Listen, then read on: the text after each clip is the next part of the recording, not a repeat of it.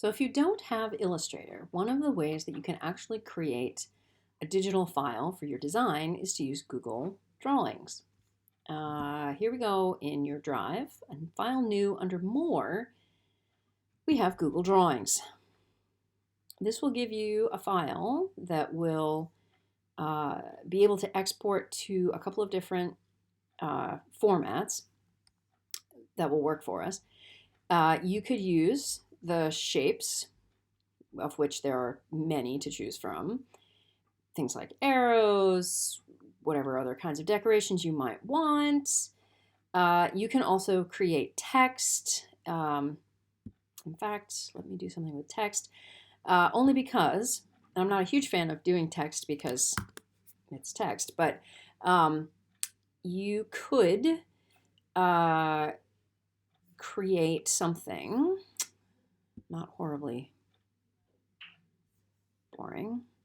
But in order to move all these letters around, you may want to do each one in its own text box because, and you can see where I'm headed with this, oops, size. If I wanted to string something together, oops, text, but moving text, then I would want to be able to put the letters so they're touching, right? If I'm going to cut this thing out eventually. There we go.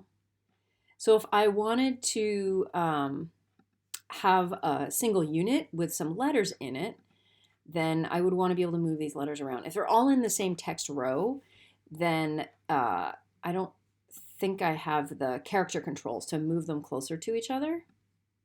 So you can kind of see where, oops, and you can use your arrow keys, which is apparently a whole lot easier.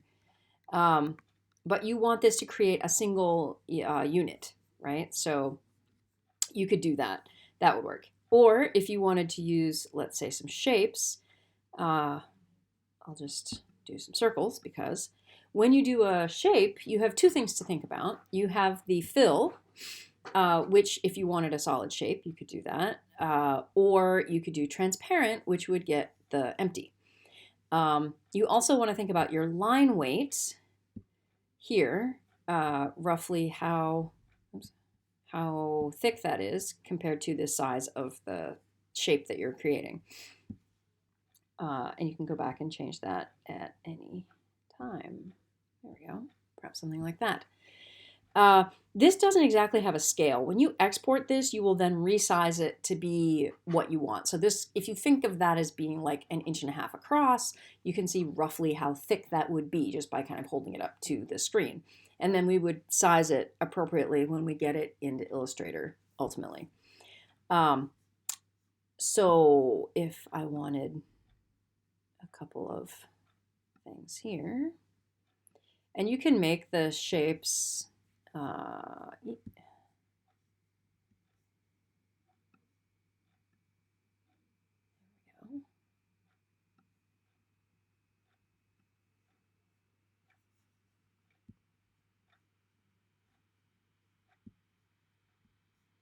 be whatever you want. What we do want to have when we're done here is a black and white design. One of the things that caused some troubles in the first workshop was only that if you came in without a black and white design, it was harder slash we didn't have enough time to get your design to a point where it was going to work well for our process. So let's say we have this to work with. Why not? And then if we have a couple of small changes we need to make, we can do it in Illustrator later. But if it's all touching, then we have one unit that when it cuts out, it'll be solid. So there's a couple of options. Then you can, well, first of all, you could save it as something, right? And when you download this, you have a couple of options. You can do it as a scalable vector graphic, but really we're going to use Illustrator to trace it. So if what you see here is that you want to cut the black out as one unit and you want the white / transparent parts to be actually empty, then download it as a PNG file. If, on the other hand, you created something where, let's say, for example, if I had this and oops, let's do a couple more shapes. And I wanted a solid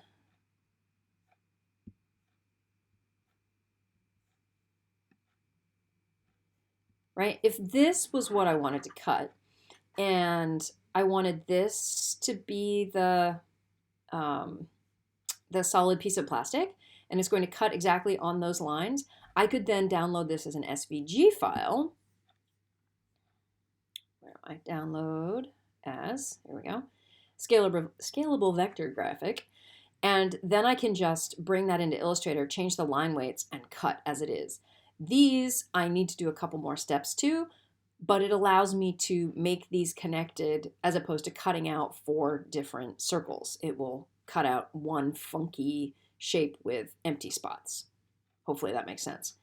Same thing with the letters. We can trace this, and this would be one piece of acrylic or wood or whatever. So Google Drawings is something that everybody has access to, and it may be a good place to start if you don't have another graphics program on your computer. And that way you can come in with a design that's already digital. It's got some nice, sharp, clean edges, and it's easy to work with, and it'll make it that much faster when we go to do this with the laser cutter.